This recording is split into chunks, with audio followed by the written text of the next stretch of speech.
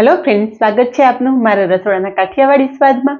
હું ભાવનાબેન રાઠોડ. તો ફ્રેન્ડ્સ, નવા અને સ્વાદિષ્ટ બટેટાવડા બનાવવા માટે નથી બટેટા બાફવા કે મેશ કરવા, નથી કોઈ બેટર બનાવવું કે ડીપ કરવું, કે નથી આપણે તેલમાં તળવાની જરૂર. ચણાના લોટના ઉપયોગ વગર એકદમ સ્વાદિષ્ટ અને ચટપટા બટેટાવડા તૈયાર થઈ જશે અને બનાવવાનો સમય માત્ર 15 મિનિટ. અહીંયા મેં મીડિયમ સાઇઝના 4 બટેટા લીધા છે. પહેલાં આપણે બટેટાની છાલ ઉતારી લઈએ. બધા બટેટાની છાલ ઉતારી લીધી છે. હવે આ બટેટાને છીણી લેશું. તો બને એટલી ઝીણી છીણી લેવાની, જેથી બટેટાનું છીણ એકદમ પાતળું થાય.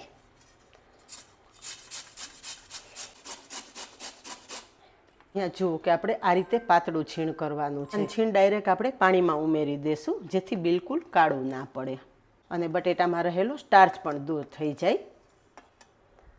આ રીતે બધા જ બટેટા છીણી અને છીણ આપણે ડાયરેક્ટ પાણીમાં ઉમેરી દેશું. બટેટાનું છીણ તૈયાર છે, સાઈડ પર રાખી દેશું અને એક સ્પેશિયલ મસાલો તૈયાર કરી લેશું. તો મસાલા માટે મિક્સર જારમાં 4 લીલા મરચાંના ટુકડા અને થોડા આદુના ટુકડા ઉમેરી દેશું. મરચાંનું પ્રમાણ તમારા ટેસ્ટ મુજબ તમે વધારે કે ઓછું કરી શકો છો. સાથે 2 ચમચી લીલી વરિયાળી, 2 ચમચી તલ, 1 ચમચી સૂકા ધાણા અને 10થી 12 મરી એટલે તીખા ઉમેરી દેશું અને બધી જ સામગ્રી પીસી લેશું. અહીંયા મસાલો પીસી લીધો છે અને તમે જોઈ શકો છો કે મસાલો આ રીતે થોડો દરદરો પીસેલો છે, ફાઇન પેસ્ટ નથી કરેલી. આગળની પ્રોસેસ કરતાં પહેલાં જે આપણે બટેટાનું છીણ પાણીમાં રાખેલું છે ને, એ પાણી નિતારી અને કાઢી લેશું. 2 હાથ વચ્ચે આ રીતે પ્રેસ કરશું ને એટલે બટેટાના છીણમાં રહેલું બધું પાણી દૂર થઈ જશે.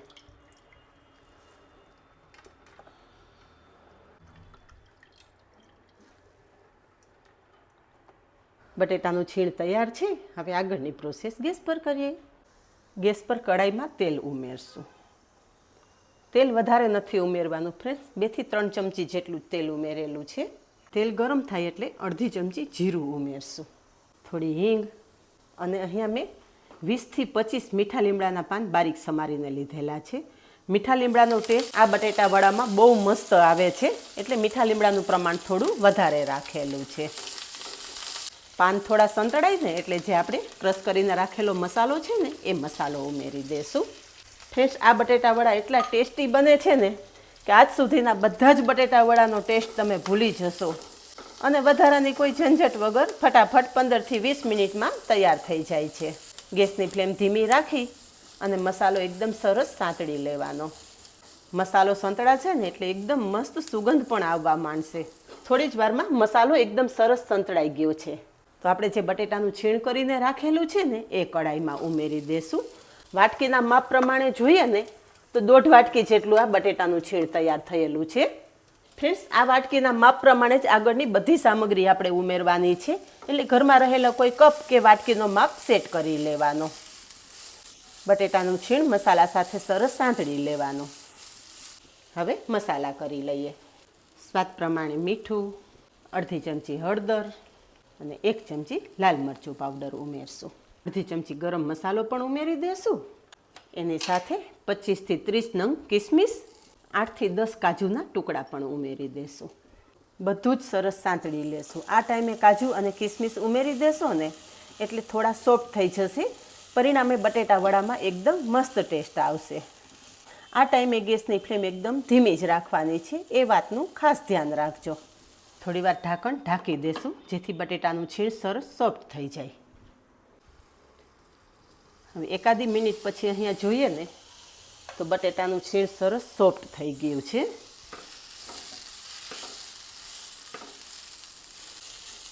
હવે આપણે 1.5 વાટકી બટેટાનું છીણ હતું, તો એની સાથે 2 વાટકી પાણી ઉમેરવાનું છે.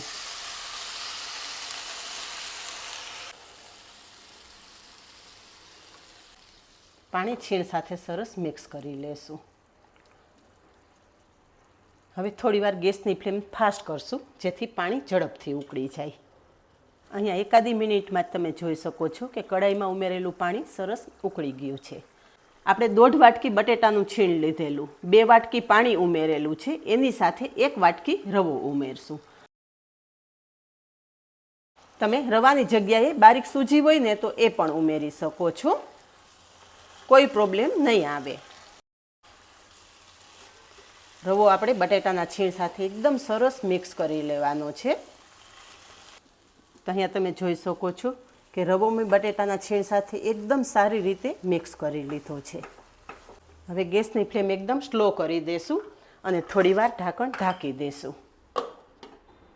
થોડીવાર પછી ઢાંકણ ખોલીને જોઈએ ને તો આપણું મિશ્રણ સરસ થીક થઈ ગયું છે. અહીંયા તમે જોઈ શકો છો કે પેનમાં બિલકુલ ચીપકેલું નથી અને લોટની જેમ ભેગું થાય છે. હવે તૈયાર કરેલું મિશ્રણ છે ને એક બીજા વાસણમાં કાઢી લેશું એટલે ઝડપથી ઠંડુ થઈ જાય. રીતે ફેલાવી દેશું. હવે આપણું મિશ્રણ ગરમ છે ને ત્યાં જ આપણે એની સાથે છે ને એક લીંબુનો રસ ઉમેરી દેશું.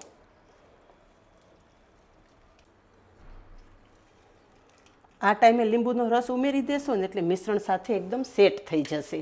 મિશ્રણ ઠંડુ થયા પછી જો તમે લીંબુનો રસ ઉમેરશો ને તો મિશ્રણ થોડું ઢીલું થઈ જશે. 3 ચમચી જેટલી દળેલી ખાંડ ઉમેરશું. ખાંડ અને લીંબુનું પ્રમાણ થોડું ચડિયાતું રાખવાનું જેથી આ બટેટાવડા એકદમ ટેસ્ટી બને. બટેટાવડાને વધારે ટેસ્ટી બનાવવા માટે એક સિક્રેટ ઇન્ગ્રીડિયન્ટ્સ ઉમેરશું. એ છે સિંગદાણા. જે આપણે ખારી સિંગ લઈએ છીએ ને એ ખારી સિંગના જ મેં આ રીતે 2 ભાગ કરી લીધા છે. તો એક મુઠ્ઠી જેટલા સિંગદાણા પણ આપણે મિશ્રણ સાથે મિક્સ કરી દઈશું અને ફ્રેશ સમારેલી કોથમરી પણ ઉમેરી દઈશું. બધું જ સરસ મિક્સ કરી લેશું. થોડી જ વારમાં મિશ્રણ સરસ ઠંડુ થઈ ગયું છે. હાથેથી ટચ કરી શકો એટલું ઠંડુ થાય ને એટલે ગોળા વાળી લેવાના. અહીંયા તમે જુઓ કે આ મિશ્રણ કેટલું ડ્રાય તૈયાર થઈ ગયું છે. હવે હાથ તેલવાળો કરશું. મનપસંદ સાઇઝના આપણે બોલ તૈયાર કરી લેશું. અહીંયા તમે જોઈ શકો છો કે આપણું મિશ્રણ કેટલું સ્મૂધ તૈયાર થયું છે.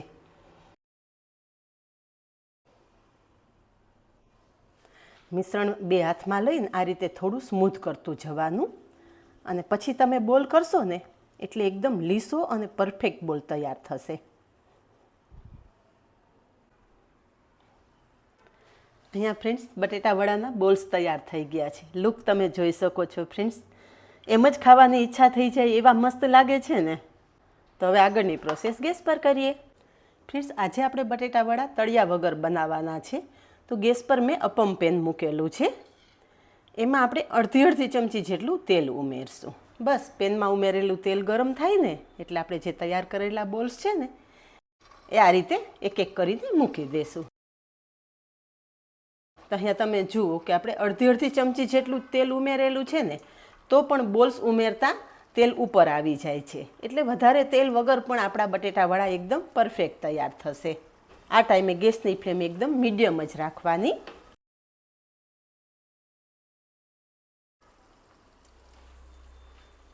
થોડા બટેટાવડા તળાઈને એટલે હળવા હાથે પલટાવી લેવાના. અહીંયા પલટાવતા તમે જુઓ કે બટેટાવડા એકદમ મસ્ત ગોલ્ડન બ્રાઉન થઈ ગયા છે. તે પ્લેટમાં લઈ લેશું.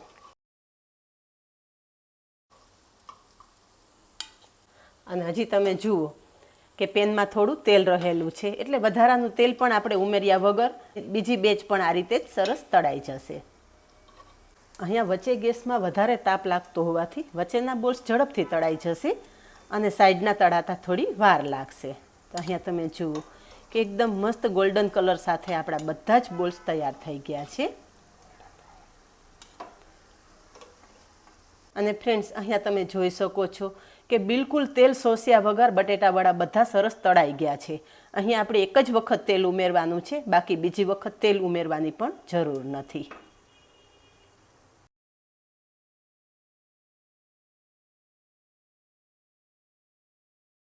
અહીંયા બધા જ બટેટાવડા તૈયાર થઈ ગયા છે. તો સર્વ કરી લઈએ.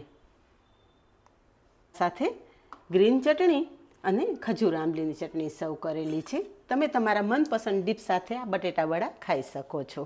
બંને ચટણીની રેસીપી ઓલરેડી તમારી સાથે શેર કરેલી છે. લિંક તમને ડિસ્ક્રિપ્શન બોક્સમાં આપી દઈશ. અહીંયા તમે જોઈ શકો છો ફ્રેન્ડ્સ કે એકદમ ઓઇલ ફ્રી બટેટાવડા તૈયાર થયેલા છે. અને કટ કરીને તમને બતાવું ને તો તમે જોઈ શકો છો કે એકદમ મસ્ત મસાલા સાથે આ બટેટાવડા એકદમ મસ્ત તૈયાર થયેલા છે. તો ફ્રેન્ડ્સ, તમને જો મારા વિડીયો પસંદ આવતા હોય ને તો તમારા ફ્રેન્ડ્સ અને ફેમિલી ગ્રુપને ચોક્કસ શેર કરજો. અને આવા અવનવા વિડીયો જોવા માટે ચેનલને સબસ્ક્રાઈબ પણ કરી રાખજો. અને હા, બાજુમાં રહેલું બેલ પણ પ્રેસ કરજો, જેથી આવનારા બધા જ નવા વિડીયોની નોટિફિકેશન તમને સૌથી પહેલાં મળે. તો આજે બસ આટલું જ. મળીએ નેક્સ્ટ વિડીયોમાં. ત્યાં સુધી બાય. Thank you.